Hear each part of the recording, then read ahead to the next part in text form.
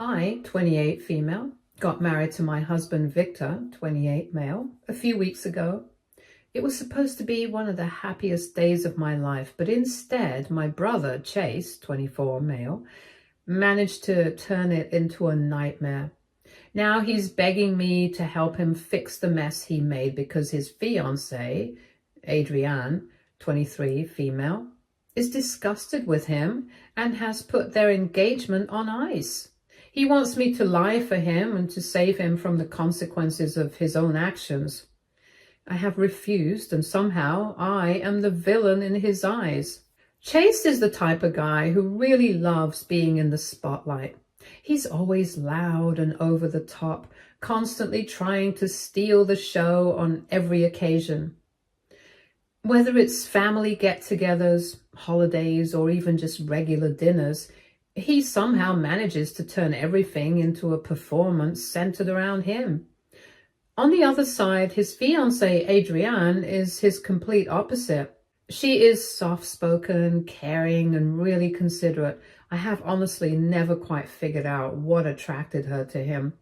But since she seems content, I have kept my thoughts to myself. When it came to my wedding, I should have known Chase would not be able to resist making it about him. Still, I hoped he would have enough respect to let me have my moment. After all, he was family, and I wanted to believe he could rise to the occasion. The ceremony was perfect. Everything I had dreamed of and more. I married the love of my life. It was amazing. During the toasts, Chase stood up to give a speech. I was nervous, but I tried to keep an open mind. He started off surprisingly well. He said some wonderful things about Victor and me, complimented the wedding, and even cracked a few harmless jokes. For a moment, I thought he would surprise me. Then, of course, he came back to his original form. He launched into this long, exaggerated story about our childhood. At first, it sounded okay. He talked about how I went to live with our grandparents when he was born, but then he started twisting the truth and adding lies. He made me sound like a selfish, cold-hearted person who abandoned the family and left him, poor little Chase, to deal with our parents all alone. He joked that my parents shipped me off because they could not handle me. He made it sound like I was a brat who caused so much trouble that they gave up on me and dumped me next door. None of that was true, but he told it in such a confident way that I saw people in the audience start to look uncomfortable as if they might believe him. Chase did not stop there. He kept piling on, talking about how I supposedly ruined family holidays and made everything harder for everyone. He said I never came around to visit because I thought I was too good for our parents, completely ignoring the fact that I stayed away because they did not care about me. At one point, he said something like, "Well, what can you expect from someone who was spoiled by grandma and grandpa? She was living her princess life while the rest of us dealt with reality." I sat there in shock. I did not know how to process whatever he was saying. Everyone there was so weirded out by whatever he was saying. It was an attack. He went on, adding fake details, making me sound like the worst person imaginable. I could feel Victor tense up beside me, and Adrienne looked absolutely horrified. I was on the verge of crying. Chase ended his speech with a smug grin, raising his glass like he had just said something amazing. I was barely holding it together. People around me looked uneasy, whispering to each other, and the whole mood of the reception changed. Victor tried to cheer me up and keep things on track, but it was clear the damage was done. The next day, I woke up to a text from Chase. He said it was all just a wedding prank and that I needed to lighten up. He tried to convince me by saying everyone would eventually laugh about it and I should stop being so sensitive. I did not respond. I could not. Later that day, Adrienne called me and she was furious with Chase and wanted to know if I had been in on the prank. She could not believe he would do something so cruel, especially to his own sister on her wedding day. When I told her I had no idea he was going to do that, she broke down crying. She admitted she did not know if she could marry someone who thought humiliating others was funny. Since then, Chase has been blowing up my phone, begging me to help him fix things with Adrienne. He wants me to lie to her and say I was in on the prank all along, that it was pre-planned and I was okay with it. He thinks if I take some of the blame, Adrienne will forgive him and they can move forward. I refused. I told him this was his mess to clean up, and I was not going to lie to save him from the consequences of his actions. He called me selfish, accusing me of ruining his life because of my own bitterness towards him. He even dragged our parents into it, who predictably took his side. I am done being the one who has to keep the peace. Chase crossed every boundary imaginable and ruined one of the most important days of my life. Why should I stick my neck out for him now? As for Adrienne, she has not returned his calls or texts, and from what I heard, their engagement is hanging by a thread, and I do not blame her. No one wants to marry someone who thinks cruelty is comedy. Part of me feels bad for Adrienne. She does not deserve this, and I cannot imagine how humiliated she must feel. But I do not feel bad for Chase. He knew exactly what he was doing. He made his bed and now he has to lie in it. So AITA for refusing to help my brother fix his relationship with his fiancé after he humiliated me at my wedding? Update 1. Okay, so I realize that I gave absolutely no backstory and it might have been confusing for some people, so here it is. Chase and I have never had the closest relationship. Our parents never really made space for both of us. When I was little, our family situation was pretty chaotic. There was not enough room in our house for 2 kids, so they decided to send me to live with my grandparents, who then moved next door to our parents to keep me close to my family. At the time, I did not really understand what was going on. I thought it was just a temporary situation, like a fun change of scenery, but it turned out to be more permanent. Looking back, I realize it was not that they wanted me to be with my grandparents. I just was not the child they prioritized. They did not even try to make it feel like I was wanted there. My grandparents, who were fine people, but not exactly affectionate or involved, had no interest in raising another child, so I spent most of my time alone. As for my parents, they were busy with their own lives, especially after Chase was born. It's not like they abandoned me completely, but they did not really make any effort to stay connected. I would visit, hoping for some kind of attention or bonding, but I never really felt like I was part of the family. They were always focused on Chase, and I was just sort of left out. By the time I was 10, I stopped visiting altogether. It was not like I was making a conscious decision to cut them off, but I realized I was not wanted there. The love and attention they were giving Chase made it clear to me that I did not have a place in their lives. So I stayed with my grandparents, who were not exactly the warmest or most affectionate, but at least they provided some level of attention. Chase, meanwhile, grew up in this environment where he was the center of attention. He was not just the baby of the family. He became the focus of all their lives. I am not saying I resented him for it at first. After all, he did not choose to be the golden child, but it was not long before I began to feel that old sting of being neglected. I resented the fact that even though we were both their children, I was treated like an afterthought. Our relationship was always distant. There were no major arguments or dramatic moments, but we also did not share any real bond. I was the black sheep, staying with my grandparents while he was the favorite, getting all the attention from our parents. As we got older, we never really addressed it. We just stuck to small talk when necessary, and that distance between us only grew. Later, I found out that Chase thought I had abandoned him, and he never really understood that I did not leave because I wanted to.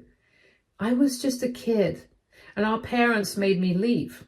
In another world, I would have loved to be the older sister he wanted, but I did not have that option here. I never even got the chance to just be around him or play with him or even talk. Even as adults, Chase has kept up the act that we are close. I do not know why he does it. Maybe he thinks it makes him look better in front of the other people. He acts like we are the kind of siblings who talk every day and have each other's backs. I try to stay away from him as much as I can. It's not that I don't care, but our relationship seems based on, well, I don't think we really have a relationship per se. Now, let us talk about the present. Chase has been reaching out to me nonstop. He has been calling, texting, trying to find a way back into my life. I don't know what he wants or why he thinks I would suddenly be okay with that after everything that's happened. Truth is, I blocked him. I do not want to deal with whatever drama he's bringing into my life. He's not taking no for an answer, though. He's been sending me messages asking me to give him a chance to explain himself, to work through our issues, as if I should just forgive him and let it all go. I'm just not interested anymore. But it is not just that. There's also the fact that Adrienne, his fiancé, well, ex-fiancé, called off their engagement. I heard about it through some mutual friends. Apparently she's done with him. And to be honest, I cannot blame her. Chase's behavior has been pretty toxic, and it was only a matter of time before someone else saw it too. What really bothers me is how Chase is dealing with everything right now. He has been going around saying that I'm the reason his engagement ended. He's telling everyone that I turned Adrienne against him, as if I had some kind of control over their relationship. It's like he's trying to paint me as the villain. But that is just not the case. The truth is, Adrienne noticed how he acted on my wedding and chose to leave on her own. It had nothing to do with me, but naturally, Chase wants to blame someone else. It does not stop there. Now he's spreading this ridiculous story that Adrienne cheated on him and I somehow shielded the truth from him. That is an absolute lie. I have never hidden anything from him, and I certainly did not play a role in any breakup drama. I do not know where he's getting these ideas from, but it's just the latest in a long line of lies he's telling to cover up his own mistakes. Honestly, I'm just tired of it. I do not know why he thinks I have any obligation to clean up his mess or defend him when he is the one causing all the problems. I'm just frustrated. Update 2. I just got back from my honeymoon last week, and you might think that Chase would be satisfied with messing up my wedding, but he's not done. He found a way to spoil my honeymoon as well. At first, I thought blocking him would solve the problem. I had cut him off on my phone and social media, hoping that would finally give me the peace I needed. But Chase has always been persistent in the worst ways. He found other numbers to call me from and even got mutual acquaintances to pass along his messages. I tried ignoring it, but the constant buzzing of my phone and the endless updates from people around us started to chip away at my patience. I did my best to tune it out. After all, I was on my honeymoon, trying to enjoy what should have been one of the happiest times of my life. But it was hard to relax when it felt like Chase was determined to drag me into his mess no matter how far away I was. And then, just when I thought things could not get more ridiculous, my parents reached out. That alone was shocking. They did not even have the time to come to my wedding, so why would they bother contacting me now? For a moment, I thought maybe they were calling to apologize for not showing up to the wedding without informing me or to check in on me. That would have been too much to hope for. Their call was not about me at all. It was about Chase. They told me I needed to talk to Adrienne and convince her to take Chase back. According to them, it was my duty as his older sister to step in and help him fix things. They did not ask how I was doing or if I was okay. They did not acknowledge the hurt Chase caused me, or the humiliation I had endured because of him. No, their only concern was Chase's broken engagement and how I could help clean up his mess. I could not believe what I was hearing. Suddenly, after all these years, they remembered that I was Chase's sister. Now, when it suited them, I was supposed to step into that role and take responsibility for him. It was not enough that I had spent my childhood being pushed aside, sent to live with my grandparents because there was not enough space for both of us. Now they expected me to fix Chase's life too? Growing up, I was never treated like his sister. I was the child who did not fit into their plans, the one shuffled off to live next door while they focused on Chase. They did not care about building a relationship between us. They did not teach us how to support each other or be siblings. I remember trying as a little girl to stay connected. I would visit my parents' house hoping to spend time with them and with Chase, but it was clear I was not welcome. My parents were too busy doting on him, and Chase did not seem to care that I was there. Meanwhile, Chase grew up getting all the attention and love I never had. It was not his fault, but it hurt to see our parents care for him in ways they never cared for me. He resented me for not being around, and I resented him for being the one they chose to prioritize. Now, out of nowhere, my parents expect me to be the older sister they never let me be. They want me to step up and look after Chase, to fix his life for him. They said it was my duty to convince Adrienne to take him back, as if I had any control over her decisions or any obligation to clean up his mess. It's almost laughable. Back then, I was not his sister. I was just the kid next door. I was not part of their family in any real sense. And now, suddenly, I'm supposed to play the role of the responsible sibling? Now I'm supposed to take on this responsibility because it's convenient for them? I wanted to scream at them, to tell them how hypocritical and absurd their request was. But what was the point? They would not listen, just like they never listened before.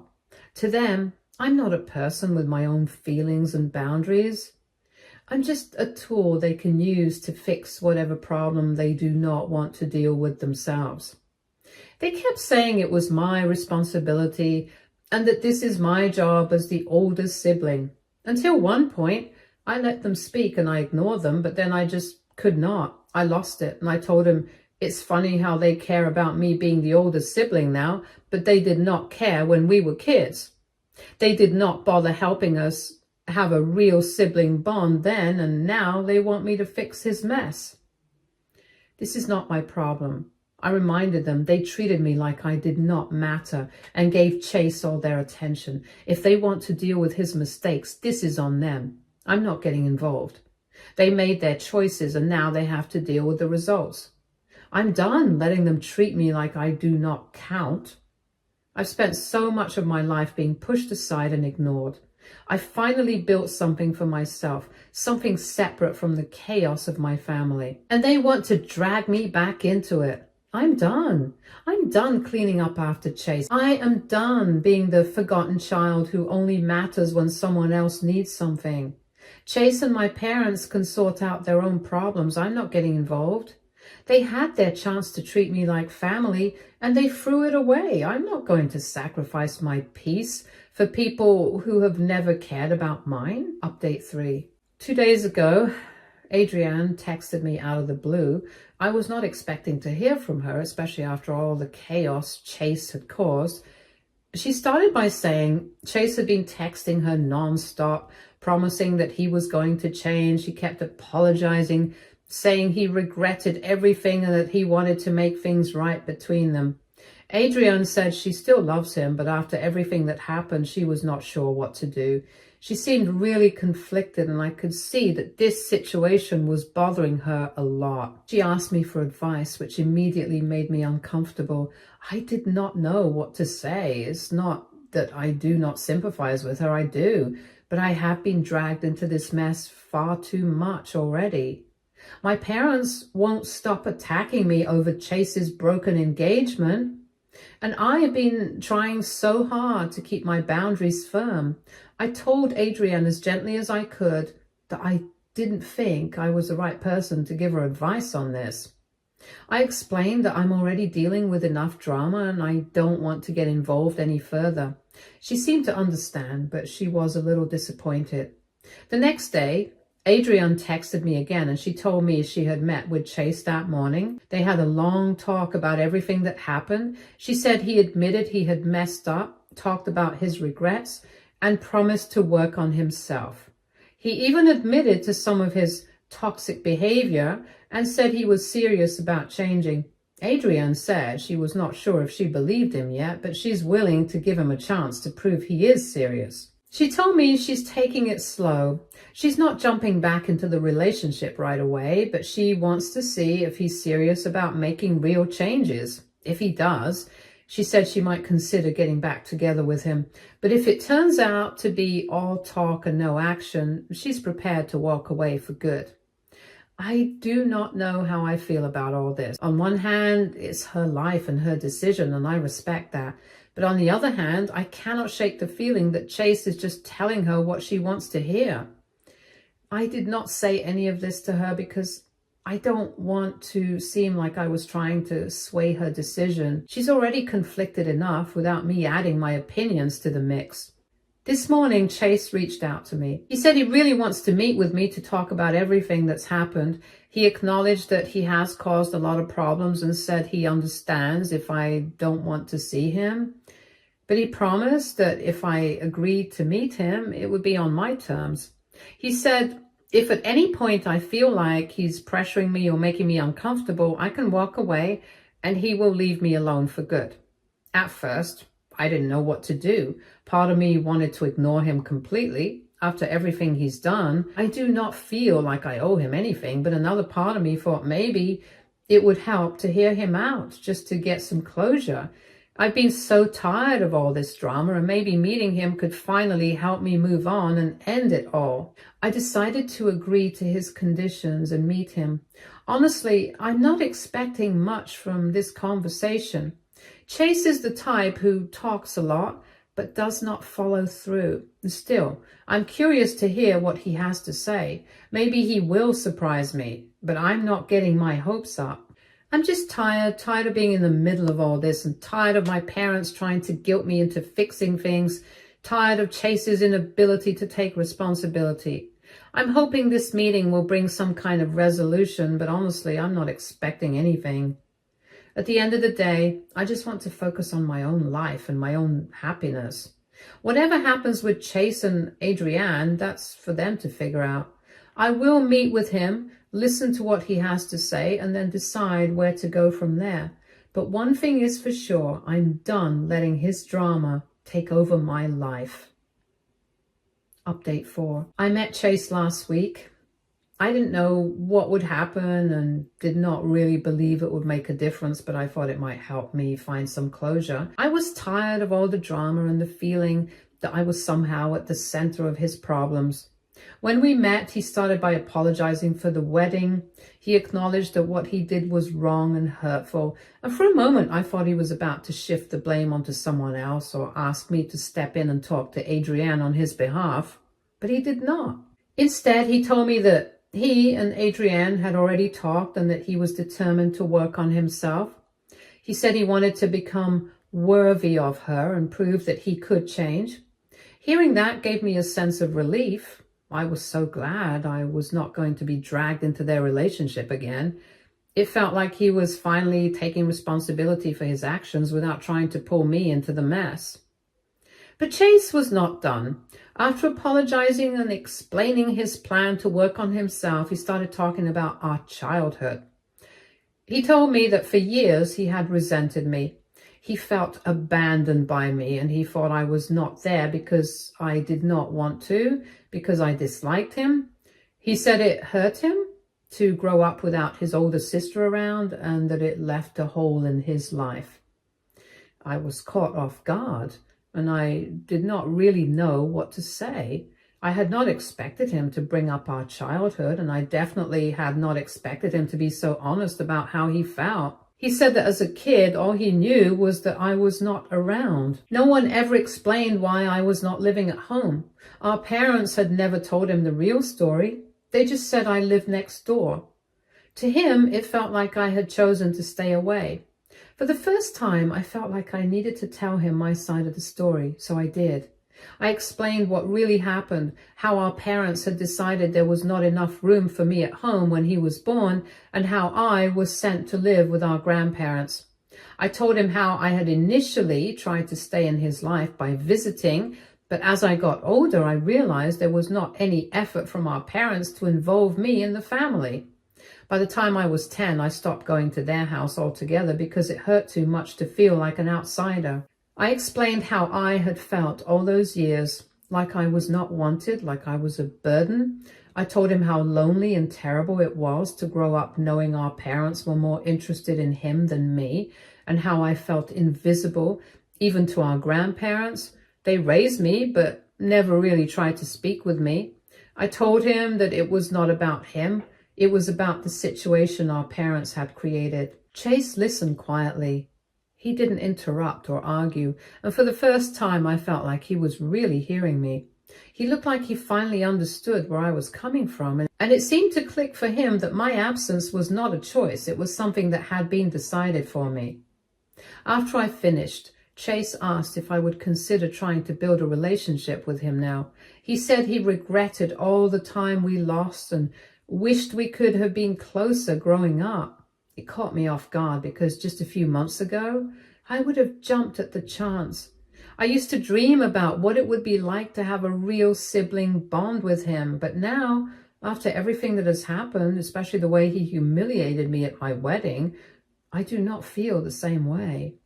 I told him the truth. I said I wouldn't mind staying in touch, but I did not think I wanted to put in the extra effort to build a relationship. I explained that while I'm technically his older sister, it does not feel that way to me.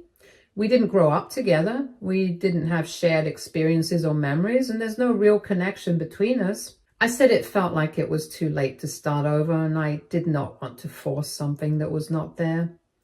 Chase didn't argue or try to change my mind. He just nodded and said he understood.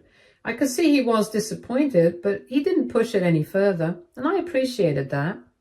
The conversation ended peacefully, and for the first time in a while, it felt like things between us were at least a little better. Since then, things have been okay. Chase has not reached out to stir up more drama, and Adrienne has not contacted me for advice again. It seems like they're figuring things out on their own, which is exactly how it should be. I am relieved that I'm not in the middle of their issues anymore. I think meeting Chase was the right decision, even though I don't want to put in the effort to build a close relationship with him. I'm glad we talked. It gave me the chance to tell him my side of the story and clear up the misconceptions he had about our childhood. I'm okay with where things are. Whatever happens with Chase and Adrienne is up to them. Victor and I have been focusing on enjoying our time together. After everything we went through with the wedding and the fallout afterwards, it feels good to have some peace and quiet. I'm not as worried about the drama with Chase or my parents anymore, and I'm starting to feel like I can finally move